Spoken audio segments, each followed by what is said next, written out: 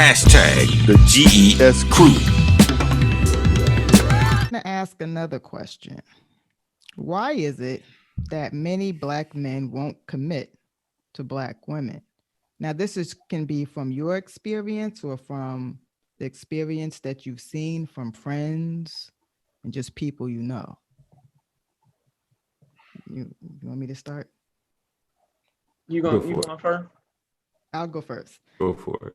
All right. So for the people that I know who don't want to commit, it's because a lot of it has to do with financial issues, especially in the States, the stress of being in the States, not knowing how to communicate, not knowing how to argue and get over arguments.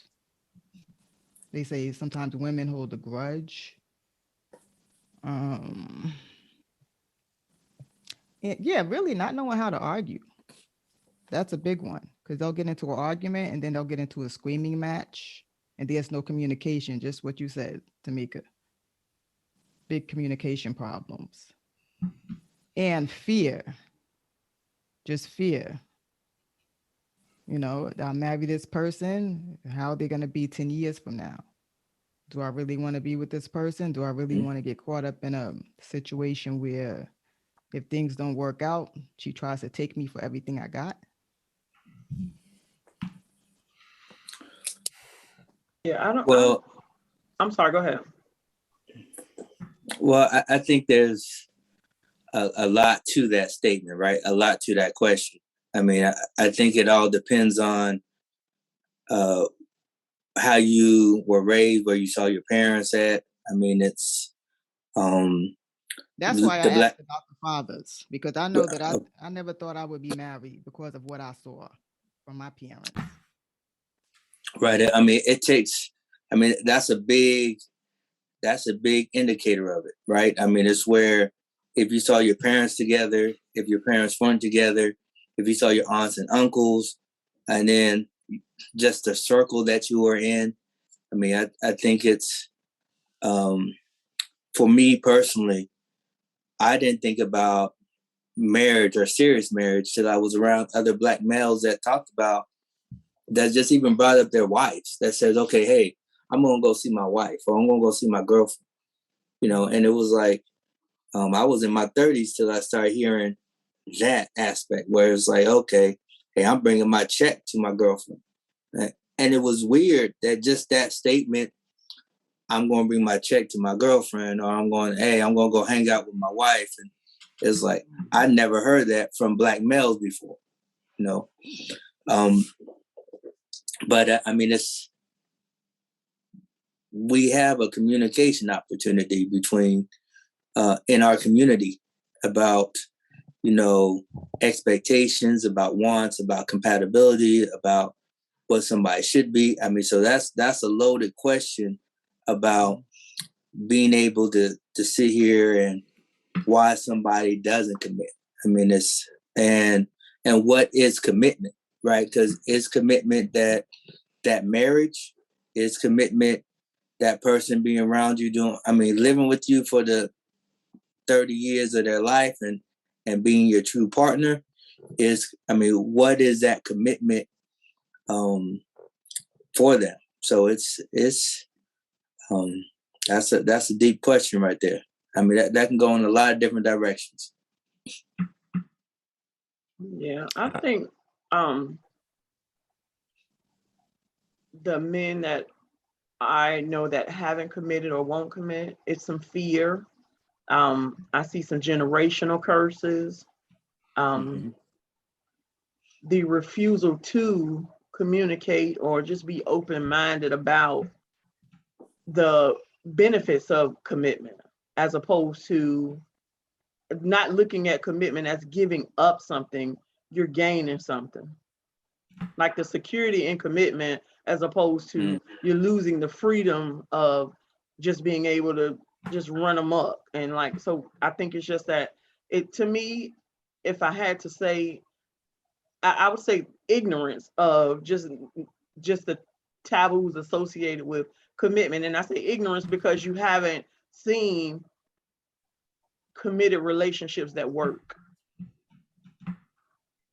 Like, and I know most of the people in my circle, I'm probably of my circle that's not large, I'm the only one that's still single, never married.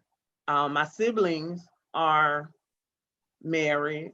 And so you just like, my brothers are super duper affectionate. My father's not their father, but my father was in the house with them their whole life. Like, I'm talking about my brothers.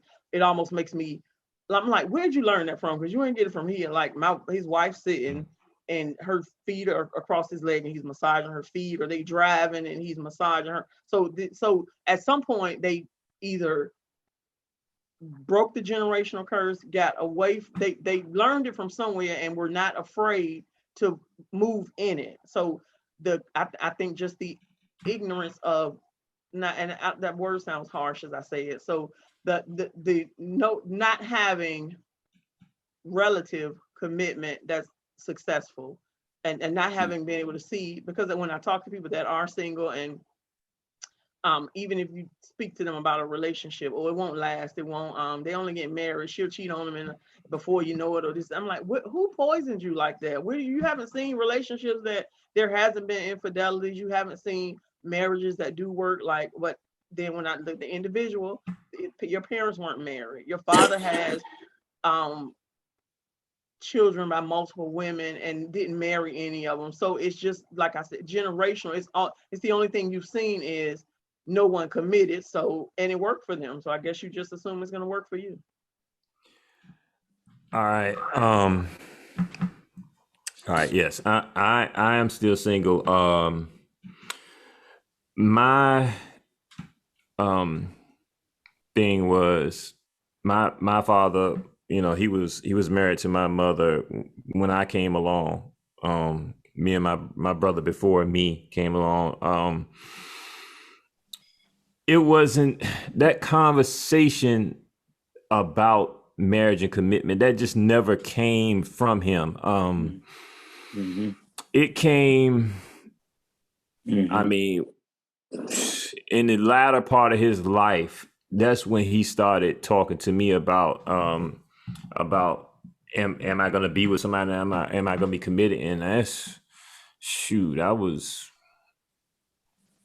in my late 30s or so when he started talking about that. And I mean, it just, that concept, I mean, it was there and I wanted something, but it was just that seeing my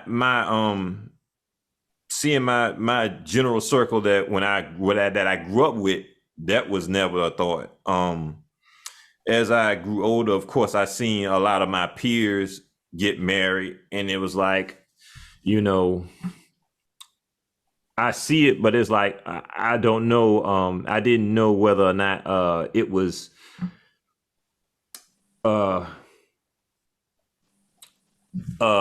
concrete thing in my mind, but I knew that it was something that was there. It's just, I didn't fashion it in my personal life as far as who I am, whether it's, you know, for me at that, when I was coming up. Well, Tamika, I think I think Raymond and Tamika said something where it's the ignorance and the benefits of being in a committed relationship, right? I mean, it's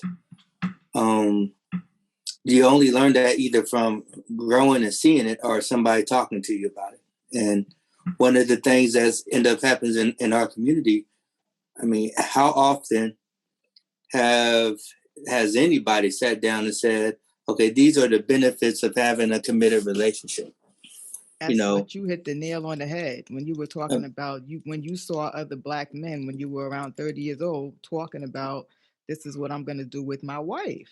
Yeah. Right. And that was that was the first positive, like, man, that sounds kind of cool, you know. Right. But like the outline, to see it on TV, you don't see it on TV. Oh, no. You don't see it in music. I mean, if anything, You see the it's opposite. the absence of it. Like, okay, well, hey, look, it's of having that, or it's that one off. It's that you have to be that Bill Huxtable guy to be married and to be in that type of situation. That's what I was gonna say. I was gonna say that because maybe nowadays in with what's going on, you have the single family, maybe you might have a single family show mostly, or you may have someone that was in a relationship or whatever and all that like that. I know when we came up, of course, you were talking about Bill Cosby. You've seen things like that, Different World and stuff like that. So like positive shows. But I think that mostly that played a part, but I go back to those people that you are around and your parents, because that was your most prevalent or most poignant influence in your life is those people that were directly around you. But even in the household, now I don't know if maybe it was different, and if it was, y'all share with me. In your household, it was you go to school, you get a job, and you take care of yourself. There wasn't a conversation in my house where you put yourself in a position, or you find a husband, or you find a wife, or that conversation didn't happen in my house. It was you go to school, you make good grades, you go to college, or you go to the military, you go in the shipyard, you get a job, and you take care of yourself. Like, and I guess if anything else, but maybe because that wasn't the parents' responsibility, but at some point, man, I think that conversation needed to be had, because I don't know, and I stand firmly on, I don't know anybody that, unless it is predicated on a relationship or a bad experience, nobody wants to be single. Exactly. Right. You're right, because I grew up that same way too. It's like, hey, 18, you get a job, do something for yourself.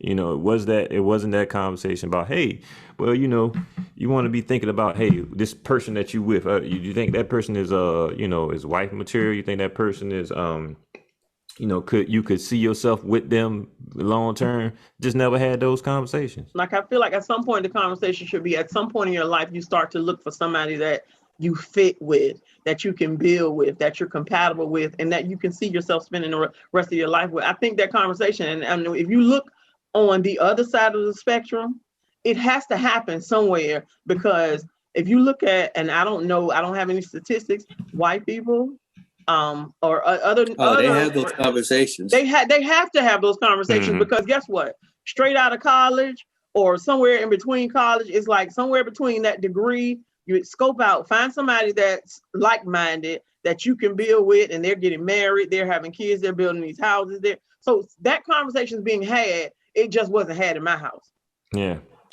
But and it's that partnership though. It's, I mean, we think of day and times where, and it might be this day and time now where you have to be with somebody to progress upwards. And probably back in the days, I mean, there was a time to where having a partner to achieve different statuses in life, I mean, it was necessary.